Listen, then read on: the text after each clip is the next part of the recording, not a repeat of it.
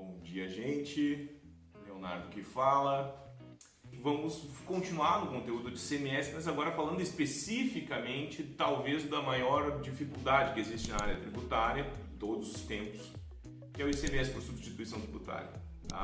A gente tinha falado de todos os blocos, né, lá no nosso outro vídeo, bloco 0, bloco 1, bloco G, H, bloco 9, mas o SPED fiscal tem um bloco que é central na apuração, que é o bloco E. É lá que você determina qual é o saldo de apuração do ICMS, determina outras informações, por exemplo, por que aquele produto é diferido, por que aquele produto é substituição, por que aquele produto é isento. Tudo tu vai colocar ali. Então, o bloco E é o que determina, é o que centraliza todas as operações de entrada e saída e define lá qual é o resultado final. Se vai ter saldo para mês seguinte, se não vai ter. Então, conceito de apuração de novo, tá? Tudo aquilo que eu compro e que tenha contato com o produto ou faça parte do meu processo industrial diretamente sobre o produto, falando aqui de indústria, tá? Gera direito a crédito, as minhas saídas, vendas e transferências geram débito.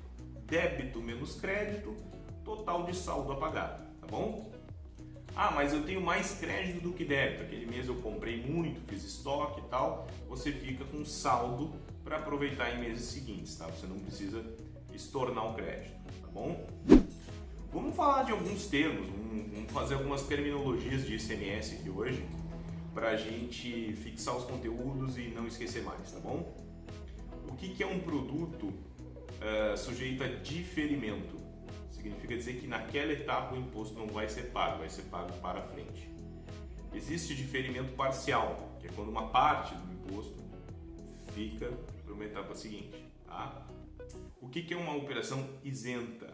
As isenções são quando não há tributação.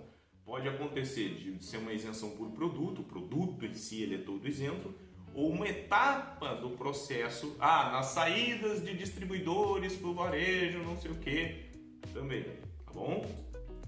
E muitas dessas isenções, inclusive, quem está no Simples não pode aproveitar. Então, às vezes, estar no Simples pode fazer com que tu perca algumas alternativas de benefício fiscal, tá bom? Ok.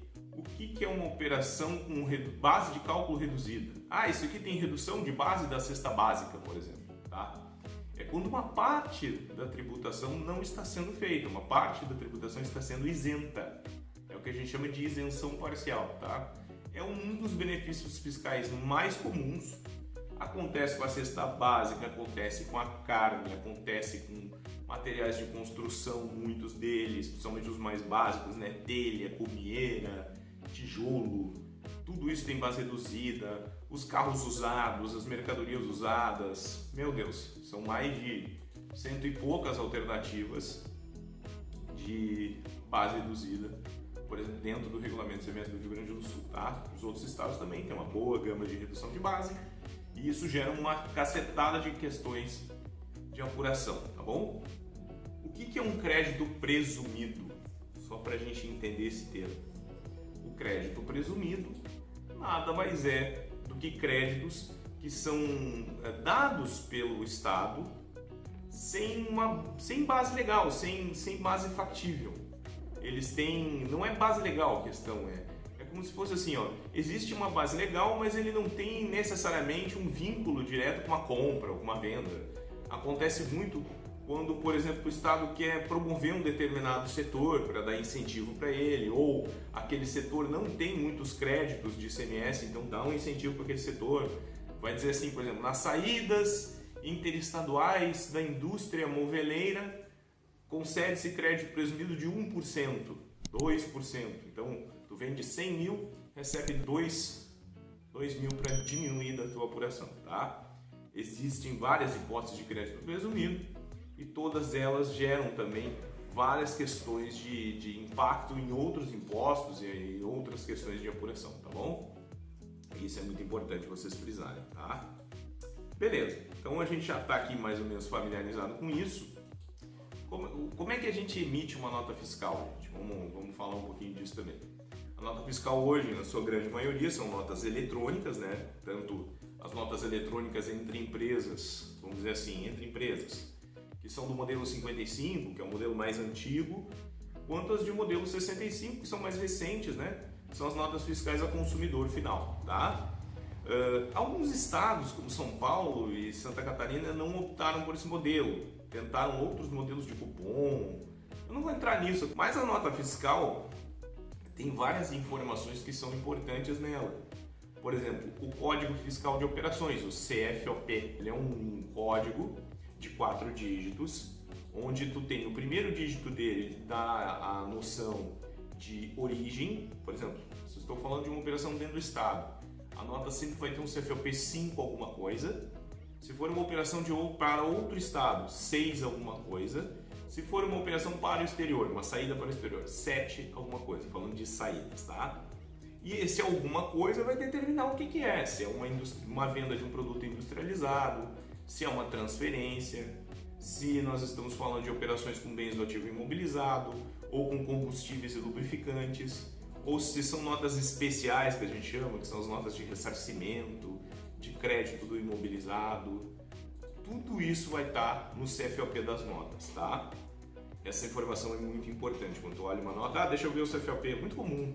A operação tem substituição tributária, tá aqui, ó, tem o CFOP aqui, tá bom? Inclusive até os CFOPs de substituição tributária estão saindo agora em 2022, pelo que a gente sabe, tá bom? Qual a outra informação que é importante nas notas também? O Código de Situação Tributária, CST, tá? O que ele vai dizer? Se o produto é tributado normal, se o produto tem base reduzida, se o produto é isento, se o produto tem substituição tributária, se o produto está diferido, vai dizer ali, tá? E também vai dizer qual é a origem da mercadoria. Como assim, Léo? Que origem? É uma mercadoria importada diretamente por quem está vendendo? Vai ter um código. É uma mercadoria adquirida de um importador que está sendo revendida? Outro código. É uma mercadoria 100% nacional? Outro código. É uma mercadoria que tem X% de conteúdo de importação? Outro código. Esses códigos, eles foram todos criados a partir de... Eles sempre existiram, tá? Mas essa diversificação que houve, principalmente por causa das operações com produtos importados, a partir lá da Resolução 1213 do Senado Federal, 12 de 2013 do Senado Federal, eles vieram depois, identificando quantos por cento de conteúdo de importação aquela mercadoria tem em face ao seu preço de venda. Que fique claro, porque isso é uma coisa interessante, tá, gente? Muita gente confunde o conteúdo de importação em face ao seu custo, ou seja, ao custo da minha produção foi 50 e as minhas matérias-primas importadas é 10.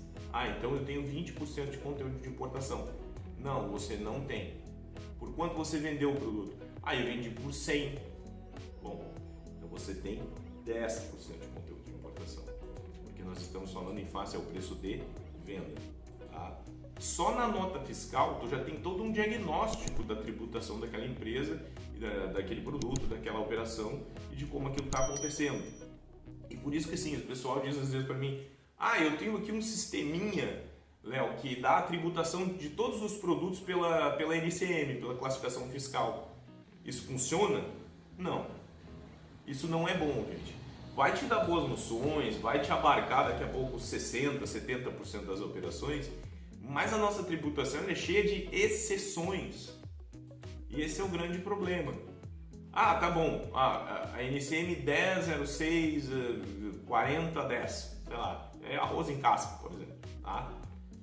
Se tu jogar num sistema desses, vai dar lá que a tributação é suspensa de PIS e COFINS, ou isenta de ICMS, ou diferida de alguma forma. E não, ela é suspensa se acontecer isso, aquilo ou aquilo outro.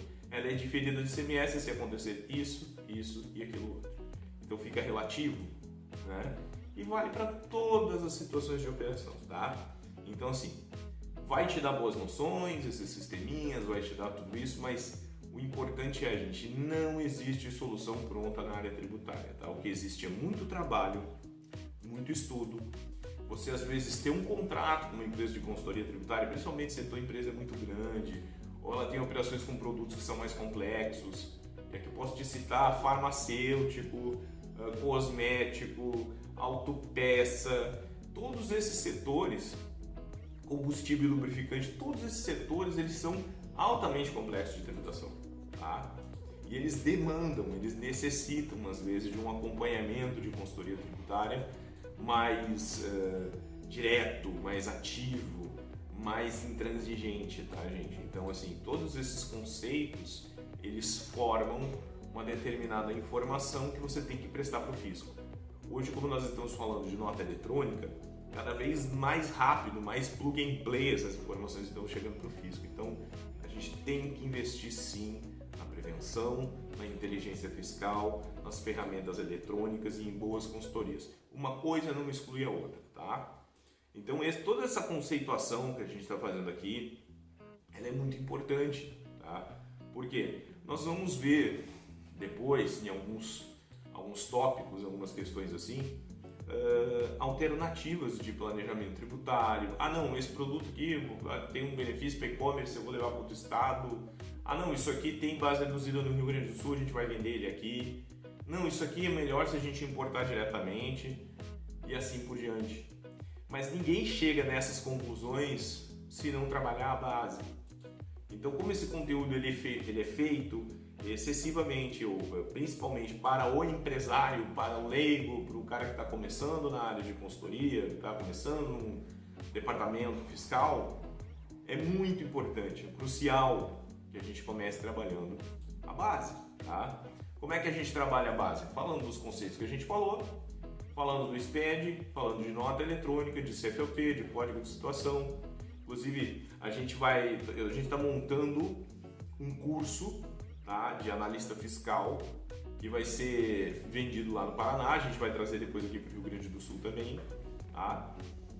Justamente para a gente aprender a trabalhar a base, tá bom? Porque a gente fazendo uma imersão em alguns escritórios de contabilidade, em algumas empresas, a gente vê que está muito carente, o setor está precisando muito de ajuda, muito de suporte, e porque ficou tudo tão rápido, gente, que as pessoas não têm mais tempo de estudar adequadamente, tá bom? Então, fazendo esses videozinhos aqui, a gente consegue levar um conteúdo um pouco mais qualificado e trazer a coisa de uma maneira mais leve, mais simples e tudo mais, tá bom? Eu sou Leonardo Hartmann, esse é o canal Inteligência Fiscal, até a próxima!